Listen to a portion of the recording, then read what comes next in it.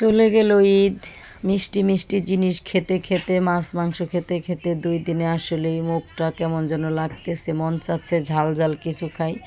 আবার করতেও সেই ঝাল ঝাল আইটেমটা রান্না করতেও খুবই খুবই কষ্ট। শরীরটা কিন্তু খুব একটা আলিশা আলিশা ভাব হয়ে গেছে 1 মাস রোজা রেখে। তারপরে বেশি বেশি মিষ্টি জিনিস মাছ মাংস খাওয়ার পরে শরীরটা আসলে খুবই কষ্টজনক হয়ে গেছে। লড়তে চড়তে খুবই শরীরটা ভারী ভারী লাগে। সেই জন্য সহজভাবে 2টা রেসিপি নিয়ে চলে আসলাম আজকে। মজাদার সুস্বাদু, মুখে রুচি ফিরে আসবে, মিষ্টি মিষ্টি ভাব চলে যাবে।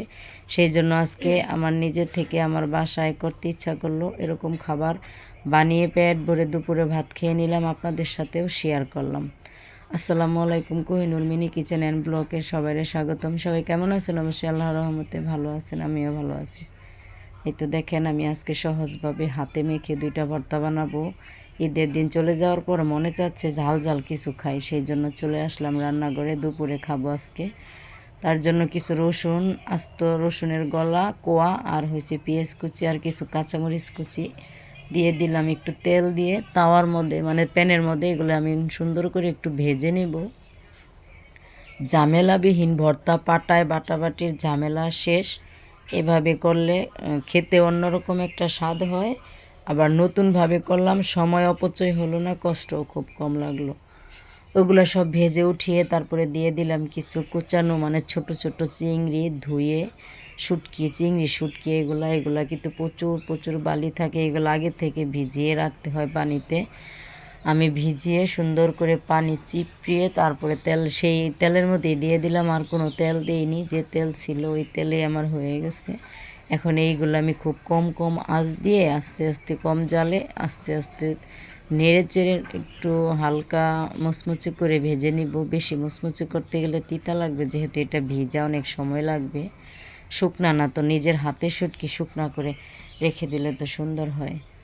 এই তো দেখেন, এইগুলো আমি সুন্দর করে ভেজে নিচ্ছি। আমার ভাজা হয়ে গেছে মনে হচ্ছে।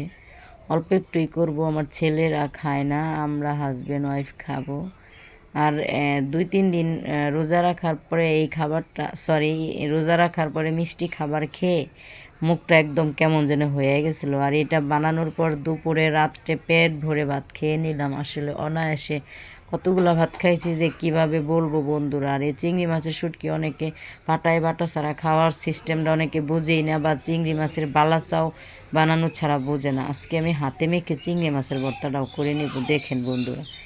এই তো সেই টালা পেঁয়াজগুলা রসুনগুলা দিয়ে কাঁচামরিচ সুন্দর করে ডলে, তারপরে সরিষার তেল দিয়ে সিদ্ধ করা আলুটা সিদ্ধ আমি দেখাইনি, ভর্তা মাখিয়ে নিব। আর কাঁচামরিচের ভর্তাটা কিন্তু আজকে খুবই খুবই মজা লাগছে। আর কাঁচামরিচের ভর্তাটাই আমার খেতে ইচ্ছা করছিল, শুকনো মরিচ ভালো লাগলো না। সেই জন্য সবসময় শুকনো মরিচ দিয়ে আমি আলু ভর্তা করি, অনেক সময় কাঁচামরিচ দিয়ে খেতেও মন চায়, ভালো লাগে। আলু ভর্তা করে নষ্ট হয়ে যাবে, তাই জন্য আমি একটু গোল গোল বল বানিয়ে সবার জন্য রেখে দিলাম। যে খায় যে না খায়, কেউ খাবে না, আমার ছেলেরা আমরা 2জনই খাবো, হাজব্যান্ড ওয়াইফ। আলু ভর্তাটা হয়ে গেল। এখন আমি সেই চিংড়ি মাছ তেলে রেখেছি, ওইটাও আমি আজকে হাতেই ভর্তা করে নিব। আর এই ভর্তাটা বন্ধুরা কি বলবো, এতটাই মজা হয়েছিল, আমার হাজব্যান্ড আমার জন্য রাখেই নেই, অল্প একটু রাখছে। আমি খুব রাগ করছি, অল্প করছি, আমি জানি ও খাবে না, কিন্তু এমনভাবে খাইছে আমার জন্য অল্প একটু রাখছে। আমার খুব কষ্ট লাগছিল, এত মজাদার ভর্তা একাই খেয়ে ফেলছে। কি করার পরে আমি আলু ভর্তা দিয়ে খেয়ে নিয়েছি। তারপরে রসুন, ভাজা রসুন, পেঁয়াজ, মরিচ একসাথে ডলে তারপরে সুন্দর করে সরিষার তেল দিয়ে মেখে দিয়ে দিলাম সেই গরম গরম চিংড়ি মাছগুলা। এগুলা দিয়া সুন্দর করে আরেকটু সরিষার তেল দিয়ে দিলাম, যেহেতু মরিচ একটু দিয়েছিলাম, অফ ক্যামেরায় কম হয়ে গেছে। আর একটু তেল দিয়ে সুন্দর করে মাখিয়ে একটা চটপটা ঝাল ঝাল মজাদার একটা সুস্বাদু ভর্তা বানিয়ে নিলাম। সবাই চ্যানেলটা সাবস্ক্রাইব করে পাশেই থাকবেন, অল নোটিফিকেশনে ক্লিক করে দিবেন, আর কমেন্টে বলবেন আমার ভর্তাগুলো কেমন হয়েছে। সবাই প্লিজ প্লিজ সাপোর্ট করবেন। সাবস্ক্রাইব করছেন তাকে অসংখ্য ধন্যবাদ, যে করেন নাই প্লিজ একটু সাবস্ক্রাইব করে দিবেন। ভালো থাকেন, সুস্থ থাকেন, দেখা হচ্ছে পরের ভিডিওতে। আল্লাহ হাফেজ।